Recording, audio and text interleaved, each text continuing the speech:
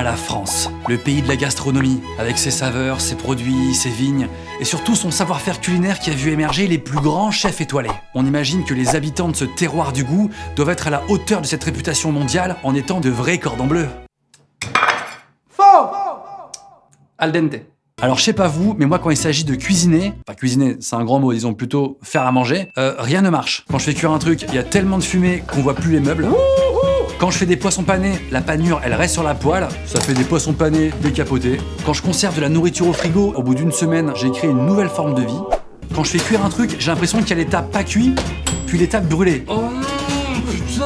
Quand je fais une pizza au four, elle traverse les barreaux. Quand je casse un œuf, je passe ma vie à enlever les coquilles. Quand je fais un truc surgelé au micro-ondes, c'est brûlant à l'extérieur et glacé à l'intérieur. Utiliser une poêle égale détruire une poêle.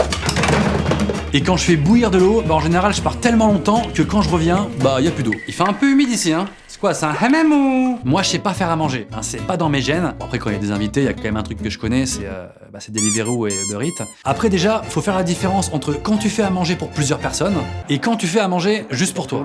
Je sais pas, prenons un truc simple, genre cuire des trucs à la poêle. Quand tu fais ça, il y a des petites giclées d'huile brûlante qui te sautent dessus. Du coup t'es comme un con à essayer les petites techniques. La technique du bras le plus long possible. Utiliser un objet extérieur.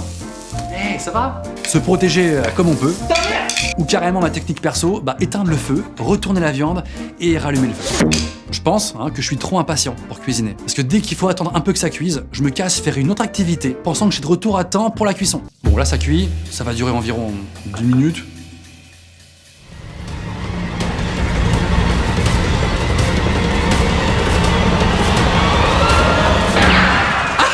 Il était culte. Ok les mecs, on enchaîne. Putain, la fumée du jeu elle est trop bien faite là. Il y a une mise à jour ou... Oh merde! Il y a certains aliments, je veux même pas essayer de les faire parce que t'as beau aérer chez toi après, tes vêtements et ta maison sont imprégnés de l'odeur. Wouh!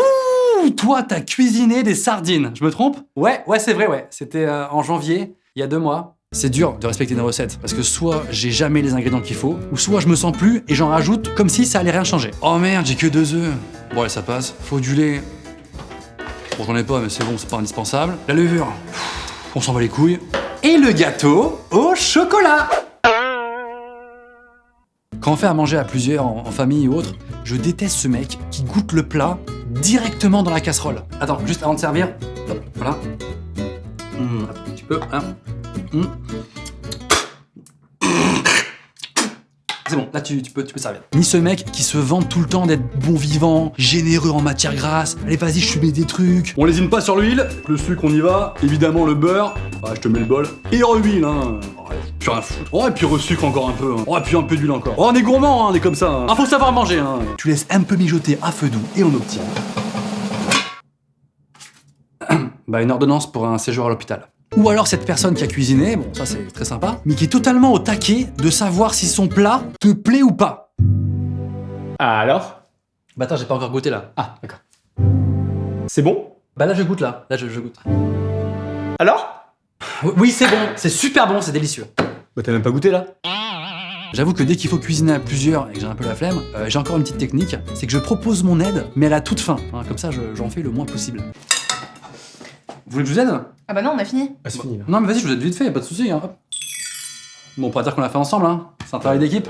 Bon appétit! Me dis pas merci, c'est trop pour rien. Parfois, des amis me demandent de leur faire un plat typique de ma région natale, c'est-à-dire le nord de la France, enfin les Hauts-de-France. Enfin, Schnorr quoi. Mais dans le Nord, il n'y a pas 36 000 plats non plus, ou je sais pas les faire. Du coup, ce que je peux leur proposer, c'est éventuellement la cuisine de Schnorr. Alors Diane, qu'est-ce que vous allez nous proposer aujourd'hui?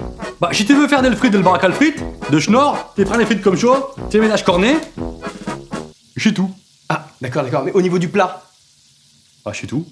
La cuisine de Schnorr. D'ailleurs, les émissions de cuisine, je trouve ça hyper frustrant. Tu sais, ça a l'air ultra bon avec de magnifiques gros plans. Et toi, tu regardes ça en mangeant un vieux truc merdique. Regardez-moi comme ce plat est bien cuit, croustillant et gorge. Ces émissions de cuisine, j'ai l'impression qu'au fil des années, elles ont un peu influencé les gens. Des fois, les gens, quand ils t'invitent chez eux, ils se croient dans un dîner presque parfait. Ils se prennent beaucoup trop la tête. Hop.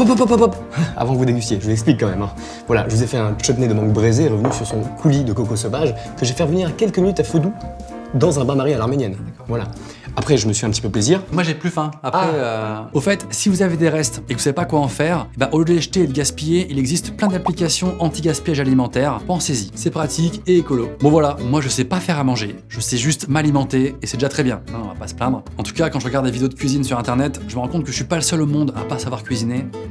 Et ça me rassure. Donc après tout, je sais pas comment conclure. Allez, ciao!